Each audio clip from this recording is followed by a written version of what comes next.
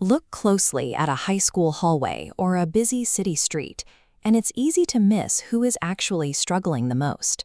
Hispanic youth, and specifically young women, are experiencing a severe, concentrated mental health emergency that is outpacing other groups. This bar chart tracks recent CDC data on suicide attempt rates among high school demographics. It shows a disproportionate spike for Hispanic females compared to all other female teen groups. And this persistent upward trajectory of sadness and hopelessness has been building for years. Treating this as standard teenage rebellion or typical adolescent angst misreads the situation entirely. These young women are managing a unique set of compounding pressures. They are navigating hidden risk factors like acute poverty, acculturative stress, everyday discrimination, and the heavy, silent weight of family stress tied to immigration. Applying generic teen mental health advice to these deeply specific stressors misdiagnoses the scope of the problem and offers the wrong solutions. When parents or teachers spot warning signs, the standard, well-intentioned advice is almost always the same: get them into a therapist's office. But for many Hispanic families, that clinical first pathway is filled with massive systemic friction. It is a route designed for a different demographic. This diagram maps the American psychological workforce.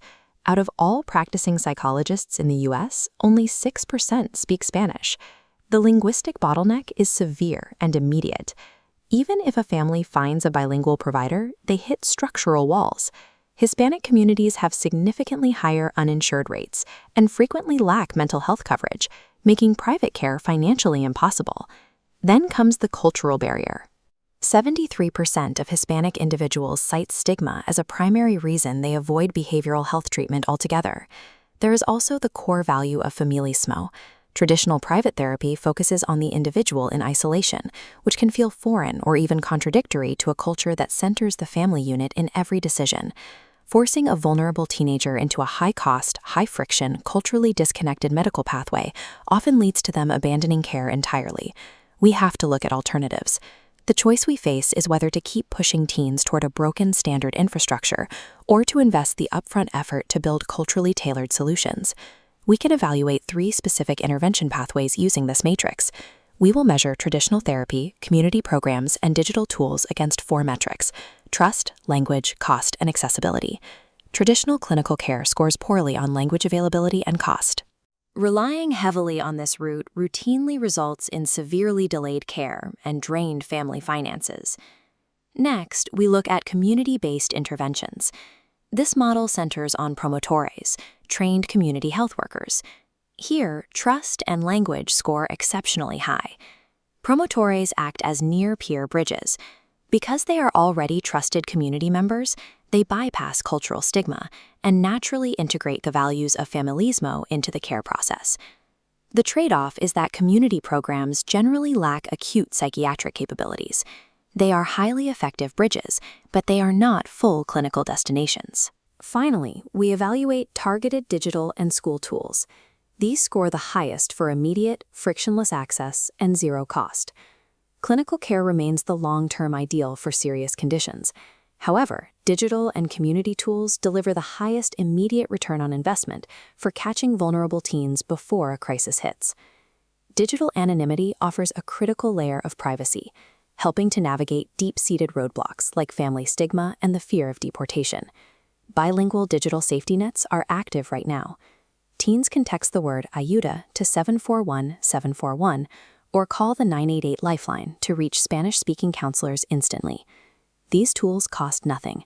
They grant teens private access to professional help without needing a parent's insurance card or triggering anxieties about documentation status. But we cannot rely on phones alone. The physical front line of this defense is the educational environment. Schools need to stop handing out pamphlets for off-site, inaccessible clinics and start integrating mental health care directly into their own buildings. Look at culturally resonant, school-linked programs like Vida's Preciosa. They target Latina teens with a blend of formal therapy, art, and academic tutoring, all in one safe place. Schools can also conduct bilingual mental health screenings at familiar, non-threatening events like PTA meetings to identify student needs early rather than waiting for an emergency. An effective intervention does not ask a highly vulnerable teenager to navigate the complexities of the American medical system. It places the safety net directly into her daily routine. Because this crisis involves so many overlapping systems, there is no single instruction manual. A parent, a school counselor, and a community leader all require different action steps. We can map this out with a routing strategy. This intervention blueprint splits into immediate risk, family prevention, and systemic school-level actions. If you are a caregiver or parent dealing with immediate risk management, your priority is ensuring your teen has those anonymous digital tools saved in their phone. Do not force private therapy if it is going to cause deep financial strain or cultural friction that drives them away from help. And at the prevention level, challenge the stigma at home using culturally empowering language. The depresión no es un signo de debilidad. Having depression is not a sign of weakness. For educators, school counselors, and system leaders, your job is to stretch limited budgets by formally partnering with local promotores and bringing bilingual services directly onto your campus.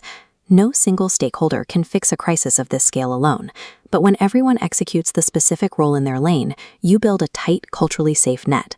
The data is clear. Latina teens are attempting suicide at higher rates than their peers, and they require urgent, specialized attention. Pushing them towards standard clinical care introduces too much systemic friction to serve as our primary defense. Successfully lowering the suicide rate among these young women requires engineering better, culturally frictionless access to the help they need right now.